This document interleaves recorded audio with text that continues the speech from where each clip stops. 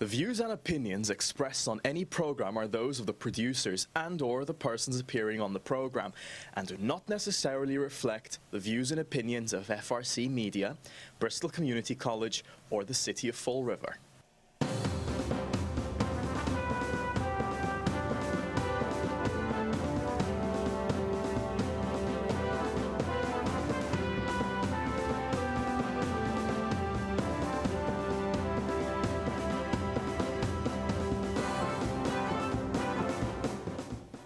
Well, hello. Welcome to Spindle City Straight Talk. I'm Chip. And I'm CJ. And it's Wednesday, and what a Wednesday it is. We had a national election, which is all, and of course in Fall River we had the most disgraceful display of lack of courage to represent the people that we've ever seen last night. We'll get to that later, but I guess we better touch on the national issues, right? So we got the blue wave. Massachusetts again showed its total bipolarness again in the way they voted on some of the questions and stuff. But the Dems took control of the House. The Republicans strengthened their hold on the Senate, and there were a few minor upsets, but nothing really that I think that wasn't anticipated by the pundits. No, the elections that they captured seats were, fairly well anticipated, and the only one I guess was I was watching the national news this morning, and I guess there were a lot of people in New Jersey that weren't real happy because somebody who was under investigation for corruption. Sounds so familiar. Was reelected. Actually, we were interviewing a few people, and one of them said, I've been living in New Jersey my whole life. I've been living in this house since my family's been living in the house I live in from 1926. He says, and I got to get the hell out of here. He says, all they do in this state is raise taxes, break the working man, and he says, and then this is one of the most corrupt states in the union. Sound familiar? Sound a little bit like Massachusetts and especially Fall River. All they ever do is raise taxes and take our money and do nothing. And so it was pretty interesting on the national scene. And I guess I guess Hollywood doesn't have the weight that they thought. They had Oprah and Will Ferrell and everybody else down in Georgia, and I think she didn't win. Well, no, it's still too close to call. Yeah, right. And she's depending on the absentee ballots. And she goes, and I believe she said something along the lines was, you can feel the hand reaching out from the absentee ballots for me. With all that Hollywood weight and money, it shouldn't have been that close, but let's see what happens. And right now it's, and I know in Florida, they're giving Trump the credit for tipping it, because I guess the individual in Florida that won, the Republican, was 3 or 4 points behind in the polls only a day or two before the election. Yeah. And he ended up winning that by a small margin, but winning. So national elections and national elections. And he's the first Afro-American governor in Florida, I believe. I think so. Yeah. But I mean, look. Washington, it doesn't matter who's in control. It's still the same old crap. They've got their own world. They have their own laws. And it's always gridlock intentionally. And they only pass, things that, when they're forced to for the good of the public. But here, with the House being controlled by the Democrats now, I think there's going to be a lot of gridlock in Washington. Oh, it's going to be worse than it was before. Nothing's going to get done. And here's the problem, because Massachusetts is guilty of this all the time.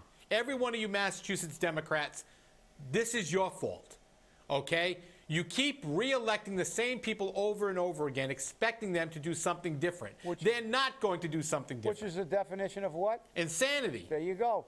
And you expect the place to get better, and you do the same thing all the time. Right, and I mean, let's be real. You re-elected a Republican governor. Why? Because the state's economic status is so much better. You didn't elect that Democratic candidate. You re-elected your Republican governor. And every time the state does well, you elect a Republican governor.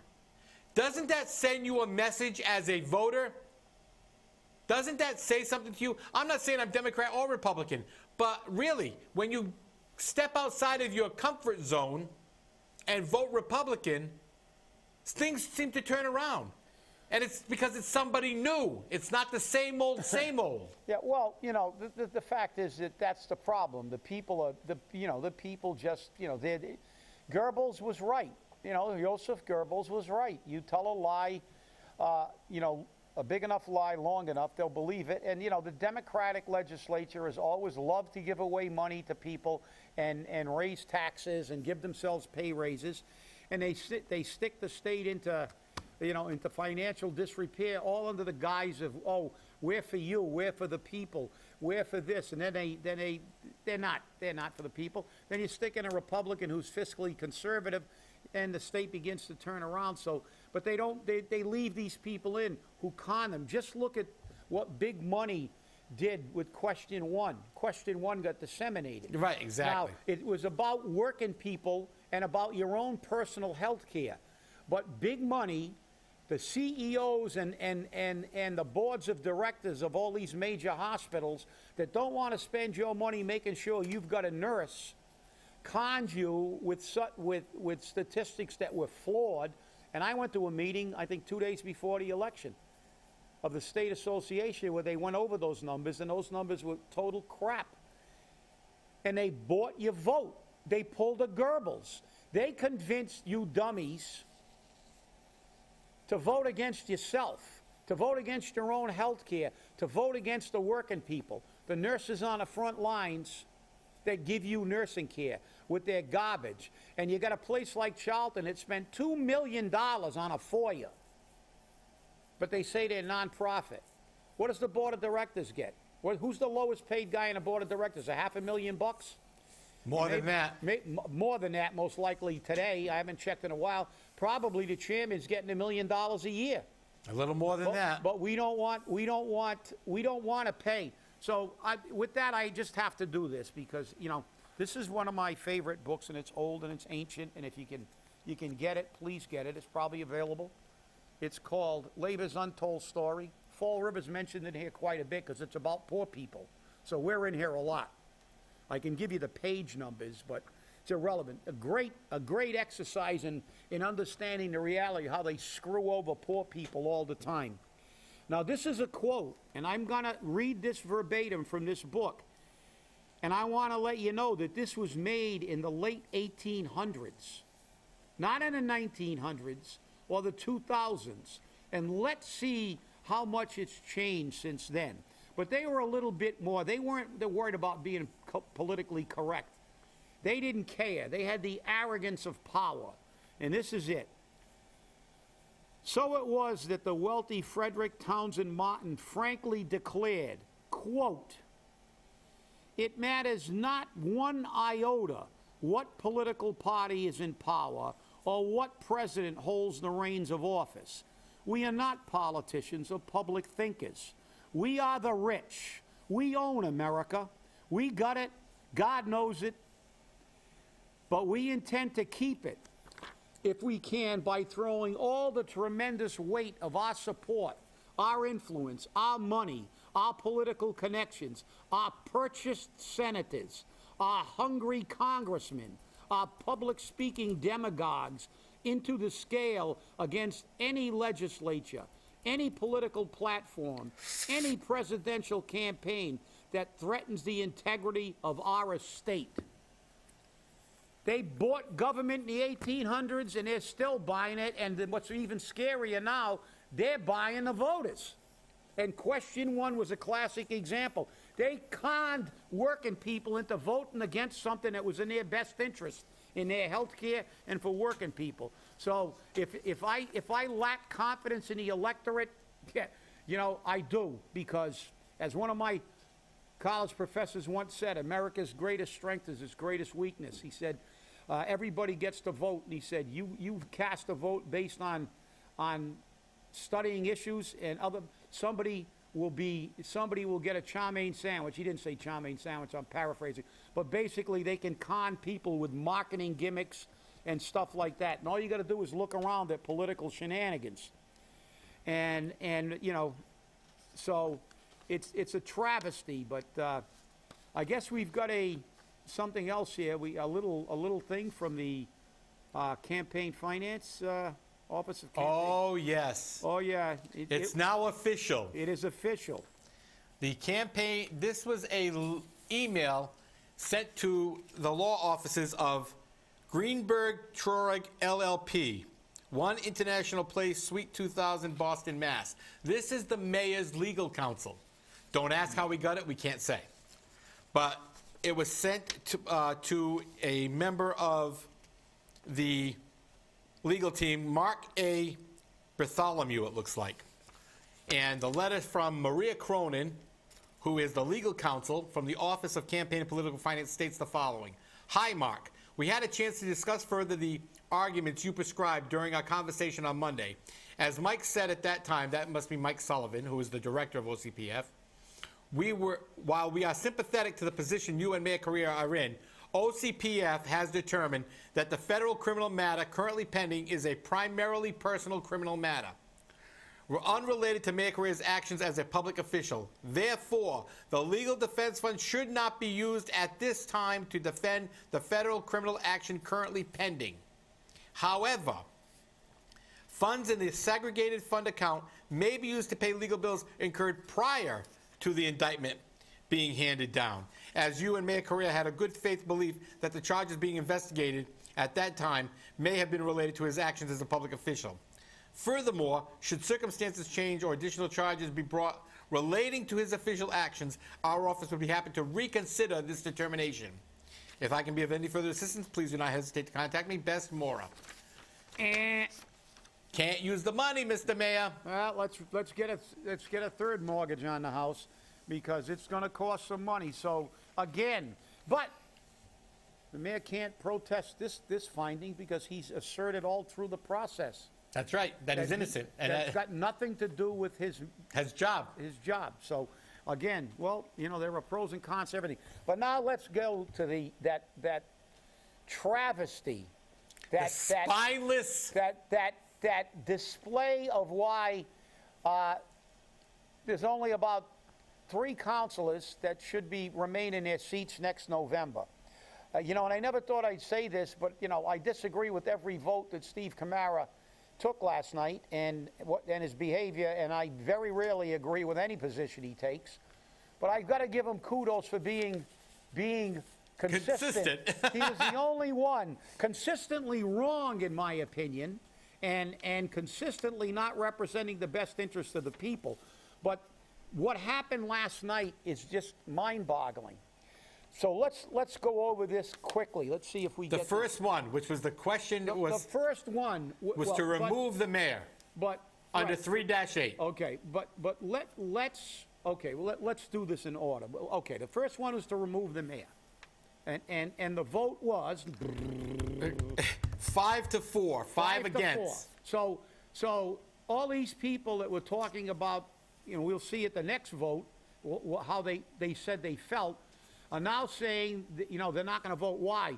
Interpretations of the charter, even though in articles we have people like Steve Long saying, I don't care how much it costs because good government, there's no price. And that's true. You know, that argument about Joe Macy, it's going to cost $300 or $400. So what? You spend millions and millions of dollars paving streets to nowhere. You raise our taxes every year. What is the best way to spend your money? Defending the people's rights to have the government that they want. So don't give me that crap. That's a political con job. You're trying to do what they talked about. You're trying to play political demagogue and pretend you're really concerned about the people's money. Yet you're the same council that votes for every single expenditure, you know, bar none, and has raised our taxes for what? 10 or 12 years straight? Yep. Debt overrides, bonds, and everything else. So don't give me that crap. You guys are playing politics. You don't have the courage. And, you know, and I'll say it. Come on, Steve, come on down. And it was a cowardly act by anybody who made the vote. Okay? Cowardly act. Okay? You don't have enough courage to say, hey, I'm in a tank for the mayor, so I'm not going to vote for this. Well, let's look at who. But let's look at the dysfunction. it's not, so now you got a 5-4 vote, which obviously doesn't satisfy the charter and all that other. And I'm sorry, CJ, I don't want to enter into a discussion about their BS rationalizations. This has got to do with charter interpretations. There'll be legal challenges. It's going to cost money. This is about this. This is about. It's not about that. It's about the charter gave you the right, and it would hold up in court. I agree. Sure of it. I agree. It gave you the right to temporarily remove the mayor, and you refused to do it. Right, but let's look at who refused. Let's look at who refused. Because this will tell people who to vote for in November. We gotta keep the people going. And we're adding to this list. I will add. Oh, I'm sure. Yeah. Go ahead. Okay, so the no votes to remove the mayor were Joe Camara, no surprise. Steve Camara, no surprise. Steve Long, no surprise. Well, big surprise. He was on radio continually saying how the mayor should resign, the mayor should what. And as you said, that was political. And you would assume that he would say, okay, now this is my chance as a counselor to not only do what the people have overwhelmingly said they want us to do with the mayor, but as a counselor, affect that change. That's right. And he didn't. So he's a coward. And he's a two-faced. A political hack. Right, he's a two-faced. Yep. So he's a lying, ubiquitous, spineless person. Or as I like to say, he's an obsequious political lackey. That's it. That's it. So okay, everybody go look that up. I used it in a letter once. An obsequious political lackey who has feet of clay. That's right. And you know, obviously, he can't stand by what he says. You can't go on a radio and say he should resign. I'm voting. I have no confidence in him, and I'll vote that way. And I'm going to do this. And then when you have your right, and then in a newspaper on top, he says, Long said that he would definitely support no confidence vote and ask Correia to leave office. Well, not ask him, tell him you had that right. Okay, then he goes on to say, he said he was not intimidated, really, by the fact that if the council voted to temporarily remove the mayor, it would cost city money. So why didn't you vote that way? And this is a quote from him. The cost of good government is whatever it costs. But in my opinion, and talking with people I know and looking at the document, it is subject to opinion. So that's not it. Just let's take your first sentence. Your die was cast with you. The cost of good government is whatever it costs. And that's all you should have had. You had your shot to represent what the people have overwhelmingly said to you, except the Jasiel supporters, and get him out of there. You had the right to do the business of the people, and you croaked. Right, and the last two people who voted no were Leo Pelletier, no surprise. Yeah. And if there was ever a flip-flop, if there were ever a guy whose vote is always a wild card, you never know what he's going to do. Exactly. It's Leo. And then Derek Viveris. Who, I'm surprised he could even move his lips. He very rarely does. And, there's another guy that he went on vacation, and I guess he couldn't stay on vacation for the rest of his term, so he had to actually show up at the meeting. So there you go. There's your four that should not, as far as I'm concerned. Five that should never occupy a seat in a city council chamber again. They had their opportunity. Damn the torpedoes.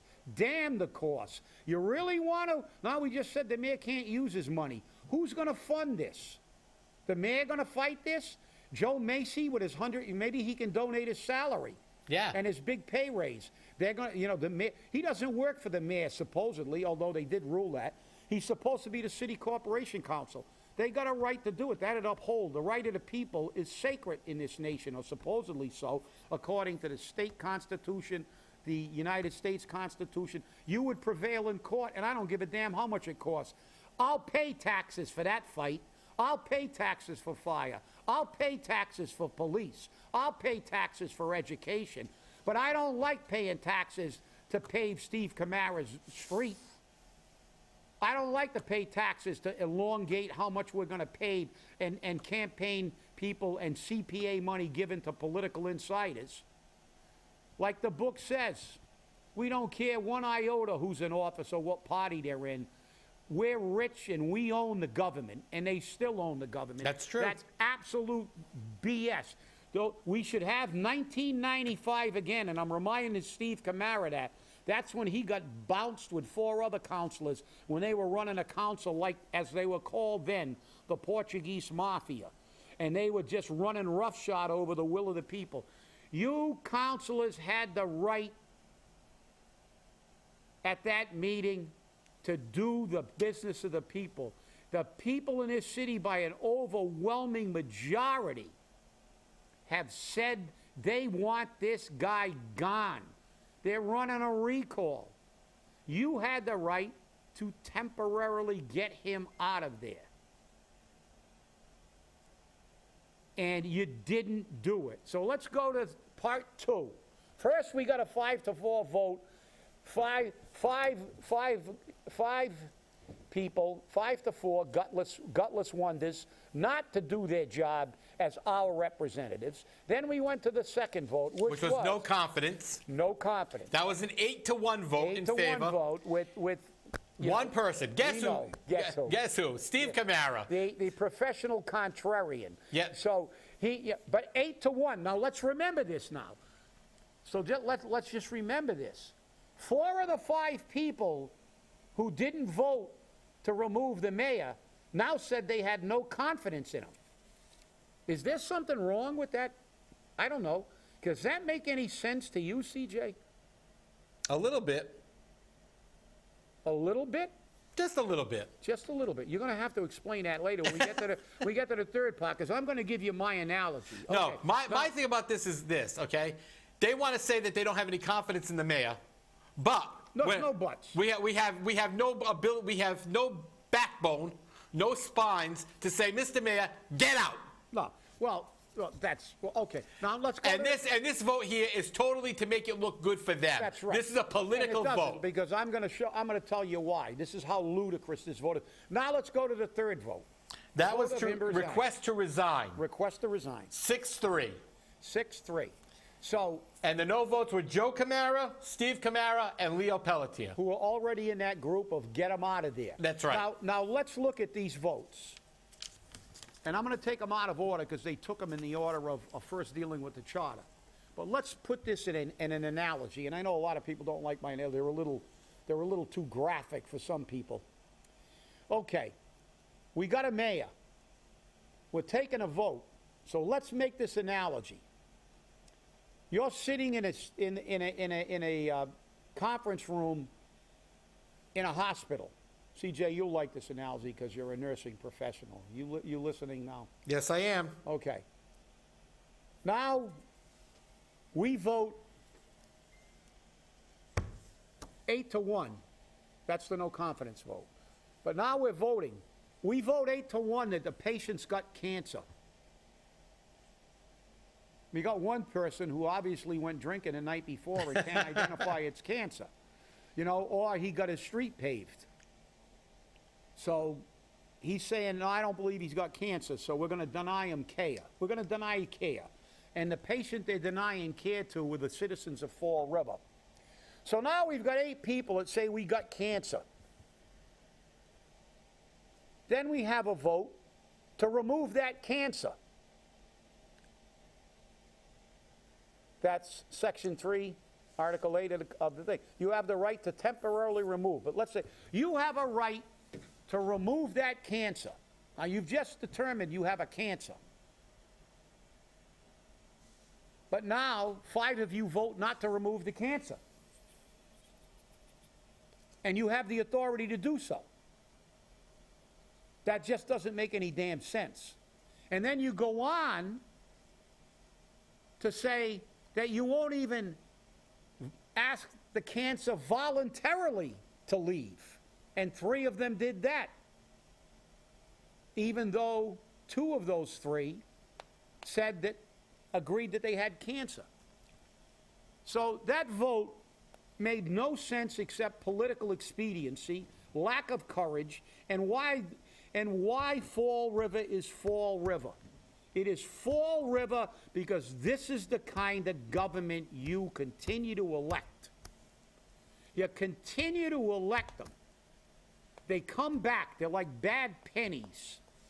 How many times has Leo Pelletier flip-flopped on issues?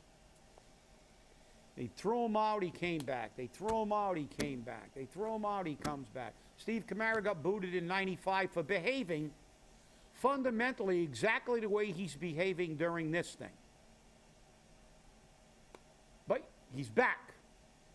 And I'm sure that politically he feels he'll have enough Jasiel supporters after this position to get him in again. But let's just hope we have some people run anybody. I don't care who they are. But these people, they do not deserve, in my opinion, to sit in the city council chamber because they are not our representatives. And they proved that clearly last night. They had an opportunity, and there was no, look, there's no doubt about what the people of Fall River want. And I don't want to hear that muddy the water crap about, well, some people said we may not have the right. Oh, it might cost us money. Oh, it might do this. We may not. Look, it's pretty damn clear. Maybe you can't read English. Maybe that's the problem. It clearly states you can temporarily remove the mayor. And I don't care what the Corporation Counsel of the Charter, Mike Mioza, says, because he keeps saying it's temporary, and that's right.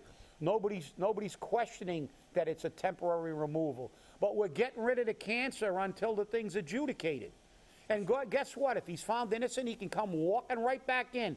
And if he's found guilty, how many months are we going to suffer with him being in office when 8 of you said you had no confidence in his ability to do his job and you left him in there? You left him there. Even though 81% of the people in Fall River wanted him gone. You're disgraces. They are not representing the people, that's for sure. Hey, we just got some information. That's what I was off the screen. 2 GoFundMe accounts have been created to fund Jasiel Correia's defense. Oh. One by a gentleman by the name of Justin Wedgeworth or something like that for $100,000, and a second one for $350,000. Oh, wow. Formed by a group called Team Canteen. How do you spell that? C-A-N-T-E-E-N. Team Canteen.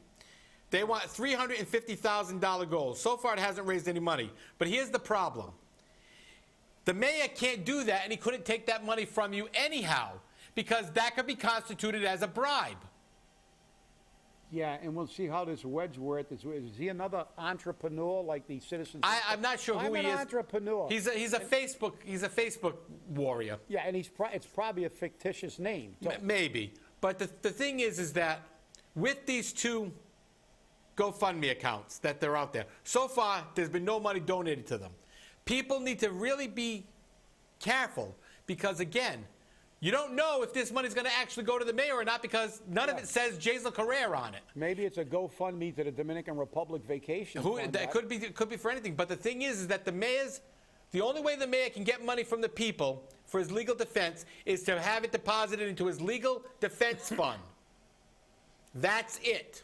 And he can't use it. And he can't use it. So it makes no sense to try to raise money for him when he can't use the money unless he's charged with a crime that has to do with his job as mayor. Well, let's hope. Yeah, that's exactly what it'll be. Let's hope. Let's hope. We can hope, and so probably he's actually hoping now he gets charged with, because they can cross bill and stuff and say it's, but look, last night was, and I've gone in front of many council. I've seen a lot of mayors. I've seen a lot of problems. I've never seen. That is the greatest disgrace I have ever seen, and slap in the face to every taxpayer and voter in the city of Fall River. You had your chance to do what the people wanted, and you didn't do it. Cowardly. Okay, if it bothers you, fine. Did you expect any less from these members of our city council? Well, you know something? Every one of them behaved in exactly the way I predicted this before the vote. I knew they'd all cave. Once they got that objection to delay it, you knew these mummies would all do what they did. Exactly. Hey, everybody, thanks for watching, and we'll see you on Friday. Have a great day, and stay angry. How can you not?